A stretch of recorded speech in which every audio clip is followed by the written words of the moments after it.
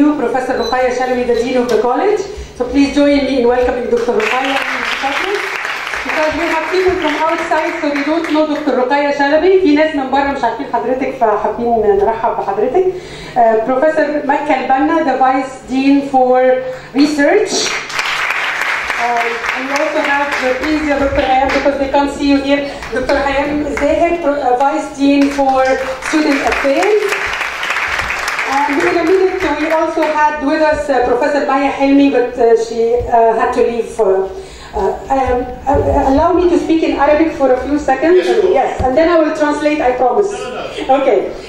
أنا بس عايزة أرحب جدا بالدكتورة رقية شلبي عميدة الكلية والوكلاء دكتورة هيام الزاهد ودكتورة مكة البنا وأيضا دكتورة مي حلمي وكيلة الكلية شؤون البيئة، لأنه الحقيقة بشكرهم شكر كبير جدا من القلب من كل بالنيابة عن كل قسم، لأنه لولا تعاونهم الزيارة دي ما كانتش هتحصل.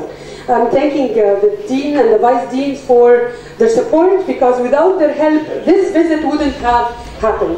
And I now will leave the floor to Professor Ruqayya Shalabi to say a few words to everybody, and then I'm بطمنكم كلكم you will have enough time to speak upstairs over lunch with Professor Gifford if you have any questions concerning the lecture. بسم الله الرحمن الرحيم. احنا اللي بنشكرك يا دكتورة ماجدة على انت بتخلينا نطلع على العالم الخارجي من خلال العلماء والكتاب والنقاد الكبير. اهلا بحضرتك يا ناقد يا كاتب يا كبير تيوري. اهلا بيك هنا في بيتك الثاني مصر.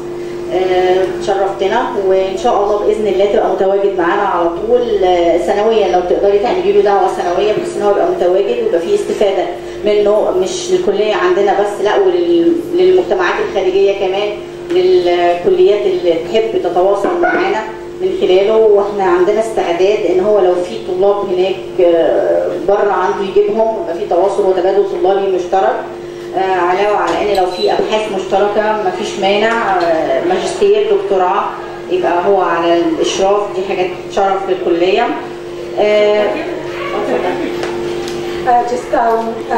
Professor Ruqayya Shalabi thanks you very much.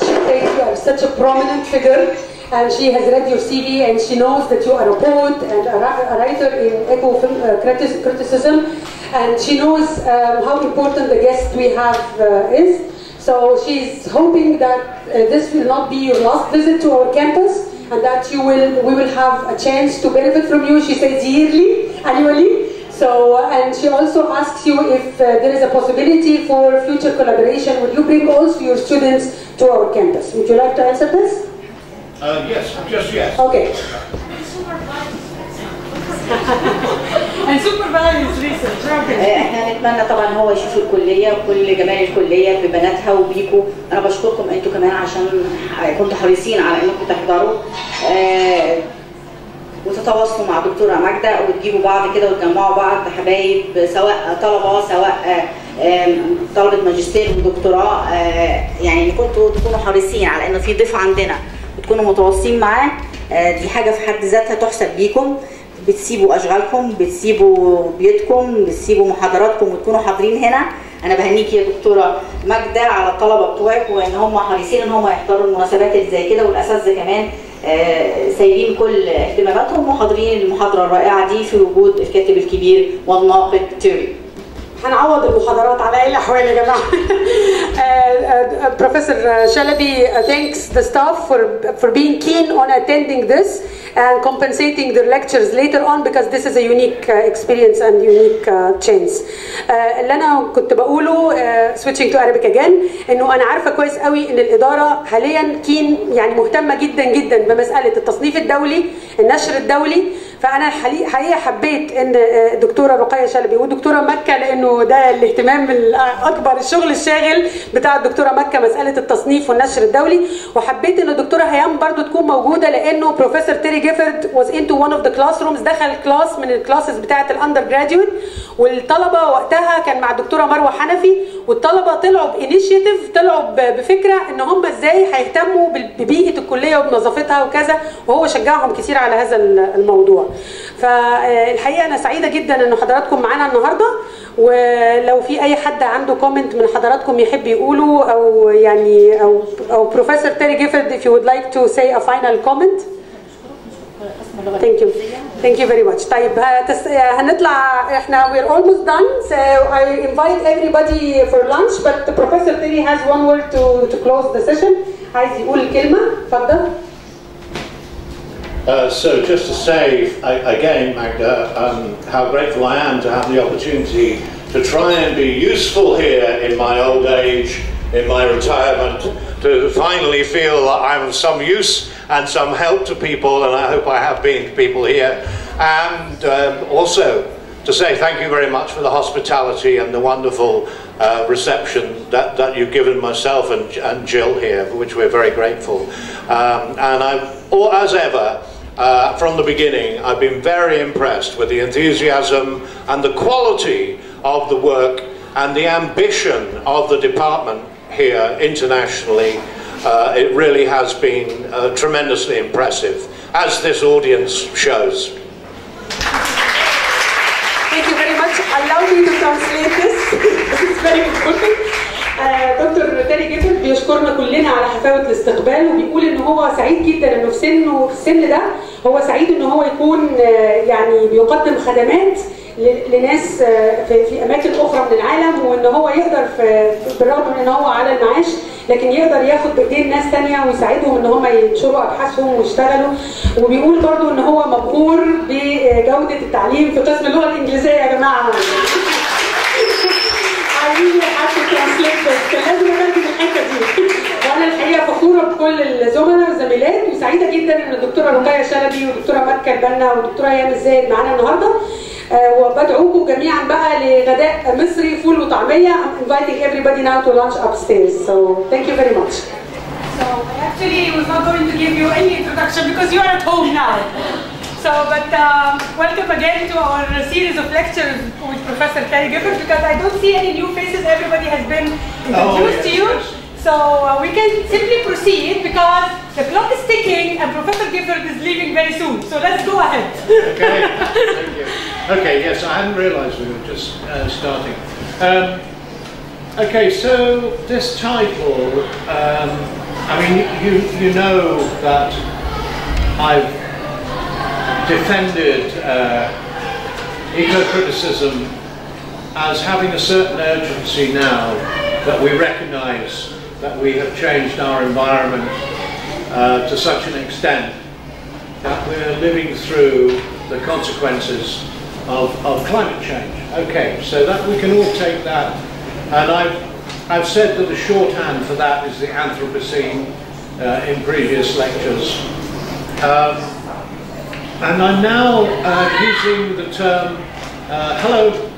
I'm now using the term environmental humanities. The environmental humanities is now a kind of expanded way of referring to eco-criticism. So I'm now part of, as you see here, a research centre at Bath Spa University in environmental humanities. And this was just set up, this new research centre was set up a year ago by tempting from Australia Professor Kate Rigby to lead this research centre. Professor Kate Rigby has written on romanticism. She's a pioneer eco-critic from Australia. She's written on romanticism. She's also written about climate change and what she calls disaster discourse, really, in her most recent book. And she heads up a new centre for environmental humanities. Now, one of the things that this has done is, whilst eco-criticism really began with literary critics, and originally with scholars of Thoreau, as I've said, as narrow as that, in Leo Marx and in Lawrence Buell in America, not with us eco-critics in Britain, who came out of really, I suppose, having an interest in Wordsworth and the Romantic tradition. So eco-criticism really began with literary studies and expanded to include green cinema, film studies, now digital studies, and I've already said that Green Letters is bringing out a special issue on digital environmental issues, and Green Letters is worth checking out on. Environmental humanities has now gone even broader, and so in our department, in our meetings of people researching environmental humanities, we do include scientists actually in environmental humanities. So we do have people who are teaching environmental science in our group. We have an anthropologist in our group. We have a philosopher specializing in environmental ethics in our group. We have linguists in our group. And creative writers, nature writers in our group. So environmental humanities is really now the umbrella term that includes eco-criticism, yeah? And I wanted to make you aware of this, this new kind of expansion. Lots of journals and university departments are now being set up in environmental humanities and environmental humanities research. Okay. I call this presentation the musical just to kind of cheer myself up because it seems such a depressing title. But I shan't on this occasion, I think, go musical in this one, but I will at the end of the second lecture this afternoon, so as to round it off. Okay, here's my granddaughter.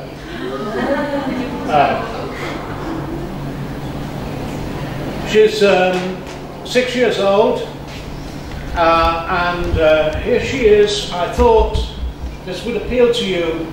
This body language strikes me as one of possession. She possesses this landscape. Huh?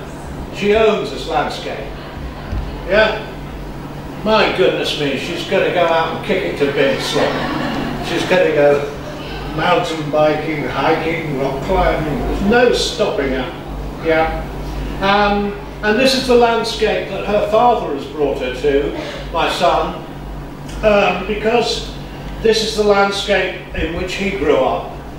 This is just 20 minutes from our house in the centre of on the fringe of the industrial city of Sheffield in the north of England. And this is the Peak District National Park, yeah? And, well, you can see one road, but it's pretty well wilderness here. And I've not just put this slide up because of a woman possessing a landscape. Where she lives in Lincoln is an hour and a half to the east of here, and it is one of the areas which will be underwater in 200 years' time if the ice caps melt, as they are doing, and that will be changed by climate change. So her granddaughter might not be standing here having a home in Lincoln on the east coast of Great Britain. So for me this is a very sort of poignant image for beginning a lecture about climate change and environmental humanities. Here is an environment, she's feeling completely at home in it, she's going to run into it and explore it and feel completely at home in it, and yet behind her back the seas are rising out to the east. She's facing west, out to the east in the east side of England.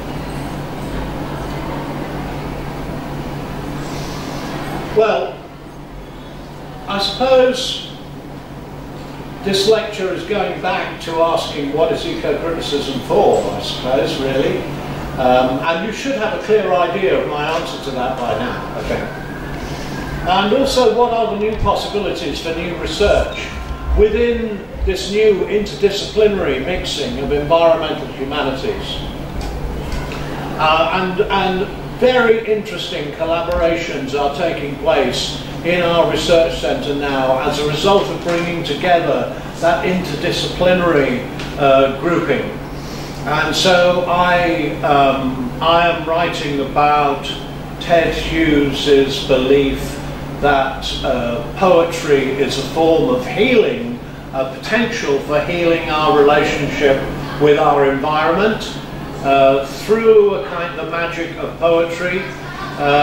He actually draws his conception of poetry from shamanism. And of course, the shaman goes into trance, journeys into the other world of dreams, and returns with healing stories, healing songs for the culture. And Ted Hughes's interpretation of shamanism for himself as a poet is that shamanism heals the writer. The writer has a need to be healed, which is why the writer is writing.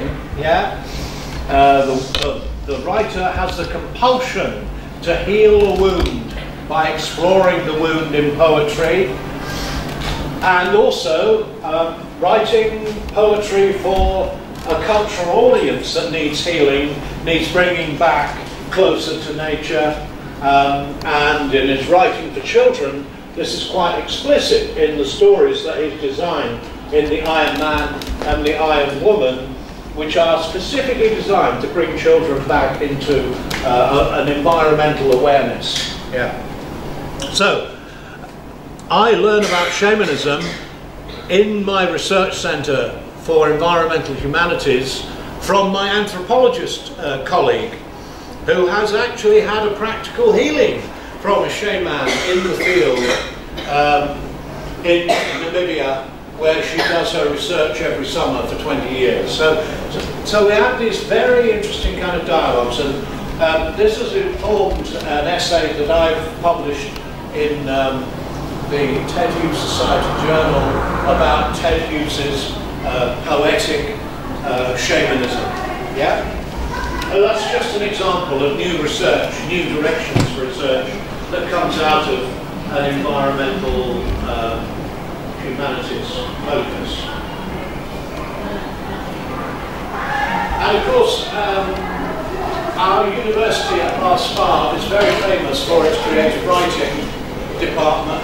It has huge numbers of postgraduate creative writers doing MAs in creative writing, MAs in writing for young people, and the MA in travel and nature writing, which is a creative writing MA, travel and nature writing as a practice. And of course, the question arises, what creative challenges climate change makes to the poet? Okay? And of course that refers to me as well, as a poet.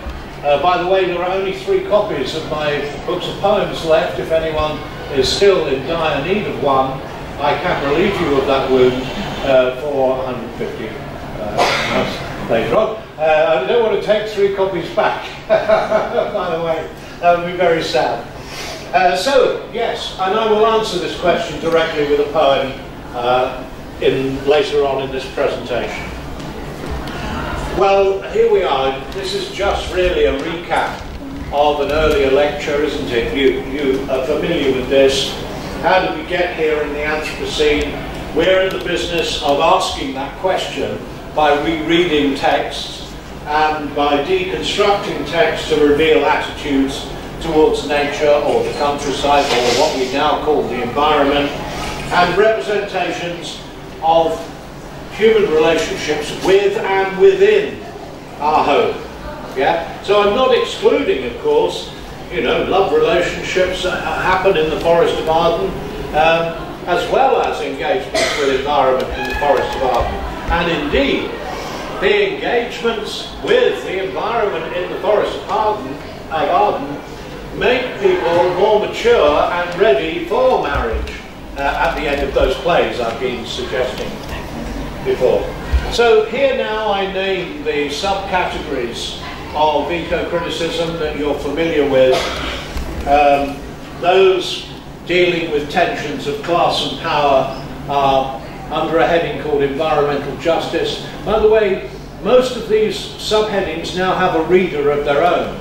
So there is an environmental justice reader which collects essays together to introduce environmental justice.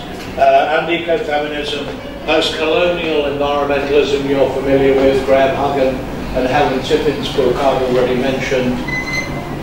And I've already mentioned Wendy Wheeler writing about biosemiology in her 2 books, one of which is called The Whole Creature. And material eco-criticism. Material eco-criticism is a very interesting recent development, which is focusing on the agency of the environment, of the material world in which we live.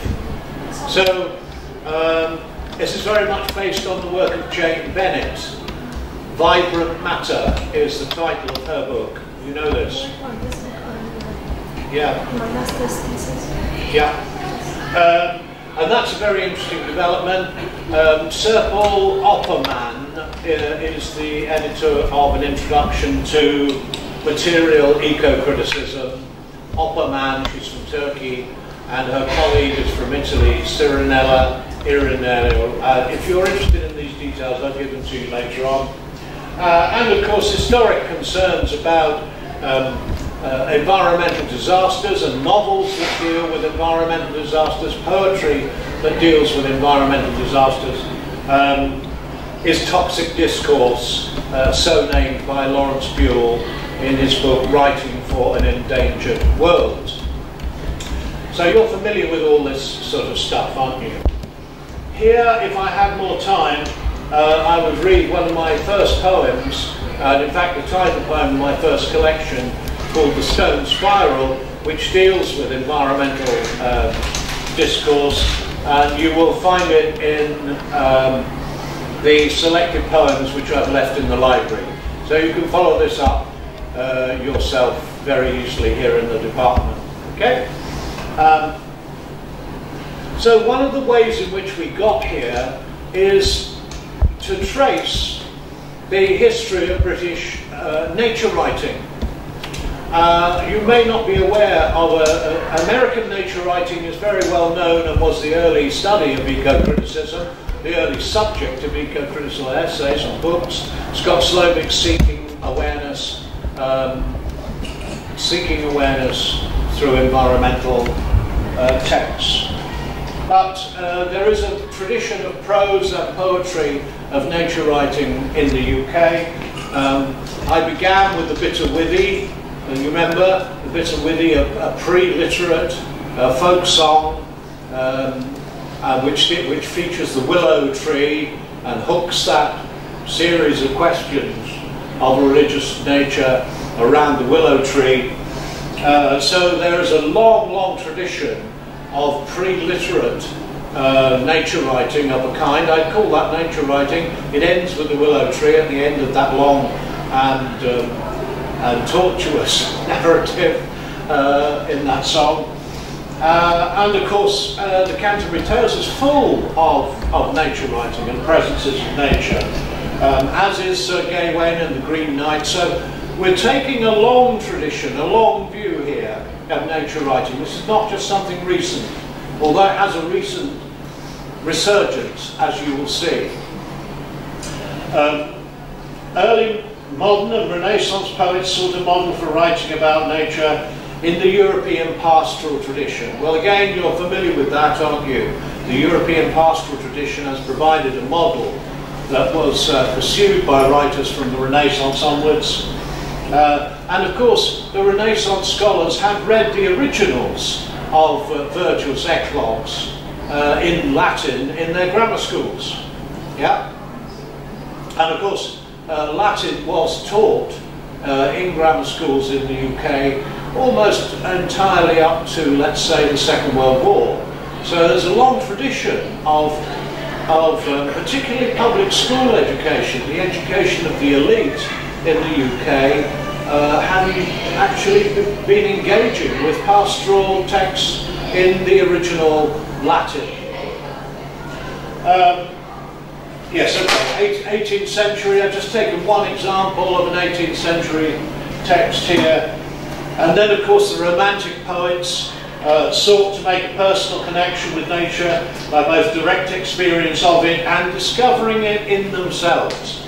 This is the emotional quality of Romantic poets arising out of a response to nature and using the imagery of nature to understand their internal emotions. You remember me making that point about the external nature being a way of understanding internal nature through the use of nature poetry, through the use of nature imagery, often in poetry. And for the Victorian poets, the Industrial Revolution had broken that connection of the Romantic poets, so that pastoral elegy became the dominant mode for Tennyson and Matthew Arnold and Thomas Hardy. And I'm just focusing there on one particular aspect of pastoral, the pastoral elegy becoming a way of lamenting the way the Industrial Revolution had alienated people from their home. So, how did we get here in the Anthropocene? The answer is by rereading these texts with our new questions. How is nature represented? What are the attitudes embedded in these texts? Is it one of conquest? Where are examples of humbling the human species, perhaps even occasionally? And then, of course, we have the Georgian poets of World War I, who I said were trying to escape the First World War's horrors by leaning on a gate and looking at the British countryside. And then in the 20th century, it's very interesting that poets who write about nature, like Kathleen Jamie in Scotland, for example, do not want to be labelled as nature poets, because they see this as aligning them with the escapist nature poetry of the Georgian poets. Yeah? So they regard themselves as non-nature poets. Of course, we scholars will regard them as being in a tradition of nature poetry and nature writing. Yeah? But almost everyone in the 20th century who writes largely about nature doesn't want to be labelled nature poet because it's associated with pastoral idealising. Yeah? And they want to be post-pastoral. They don't know the term post-pastoral, but they want to have a post-pastoral attitude that is beyond idealising in their engagements with nature. I mentioned Kathleen Jamie there, in case you missed it. Worth following up Kathleen Jamie, who also has 2 books of essays, prose essays, about engaging with nature. She engages with nature as a mother, as a wife, as a hard-pressed teacher, university teacher, and she does not, in her engagements with nature, disconnect from our anxieties about her grandmother's ill health, for example, in one essay. All of these things are incorporated. So it's domestic in her approach towards nature. She sees no barriers between the domestic and going out into nature. She situates herself as a fully whole person, living her whole life. And of course her grandmother's decay is of course, natural, and she treats it as such. And then in the 21st century, nature poets suddenly became eco-poets, this is very interesting. I thought they were going to be called green poets, actually, when I wrote Green Voices, but green poetry got dropped and eco-poetry became the fashionable term, really, for people engaging with nature, with an awareness of the environmental crisis. Yeah? Okay. I don't know whether you're familiar with this, probably not, I would guess, with this list of names here who are British nature writers in a prose mode. They're prose nature writers. And this list begins with Gilbert White and ends with Helen Macdonald, whose most recent novel, H is for Hawk, has been a bestseller.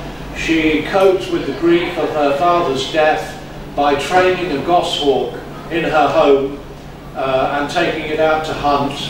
And it's the story of the training of the hawk that is a mode of engaging with grief. A very powerful and very popular novel. Here's the dates of those things. The natural history of Selborne is generally regarded as the beginnings of the British nature writing tradition, and H is for Hawk came out in 2015. Robert Macfarlane is regarded as one of the leading figures in the current nature writing renaissance. And there's Kathleen Jamie, 2005, her collection of nature writing essays collected under the title Findings. But you see how this is a pretty well unbroken tradition. There has been a long tradition of continuous prose nature writers representing nature in a certain way that we now would reread through the eyes of the Anthropocene and ask our questions about how they constructed nature now. Okay, so that's the first kind of use of eco-criticism and the way in which environmental humanities is broader than just studying poetry and novels. And the second is concerned with looking at cultural shifts reflected in shifts in discourse and shifts of form in new modes of writing. For example, there's been a shift in the meaning of the word green, hasn't there? You know, I tried a little joke in Green Voices saying that my dad would force me to eat them, but now he wouldn't. So he'd force me to eat my greens, green vegetables, but now of course I can't eat the greens because they're people, the greens. So here's an example of how the culture has shifted the meaning of something to engage with the presence of climate change in the Anthropocene. Yeah? Green people are very much aware of the danger of Anthropocene. So who are the green poets? And whose are the green voices? To plug my book yet again. Oh dear. And of course the meaning of the word commons has changed. You know, the commons were the common grazing area in the village, but now we all share a commons of a global nature, as I've been saying about sea level rise. You know, we're all sharing a global commons now under climate change. And the current use of this word by eco-criticism often refers to the common predicament in which we all find ourselves as a species and that we need to confront and understand how we got here. And the meaning of the word posterity, I think, is very interesting now, because we are now very much aware of a climate change legacy that as a species we're leaving for my granddaughters, to refer back to that first slide of my granddaughter. Thomas Carlyle said that the earth is a great entail, and this is a technical term which means having a legal responsibility for the future. The earth is a great entail. I think this is a very interesting notion from Thomas Carlyle, who was very influential on John Muir who decided that American wilderness needed to be preserved for future generations because the American landscape was a great entail, yeah, for which we have responsibility to preserve for posterity, yeah. So our notion of posterity has now become a long one, a very long one, and that partly makes it difficult to engage with because it is so long, because we're talking so far down the line of the future. And so we now have new subjects being invented, new forms, new modes of study, and my friend Jeff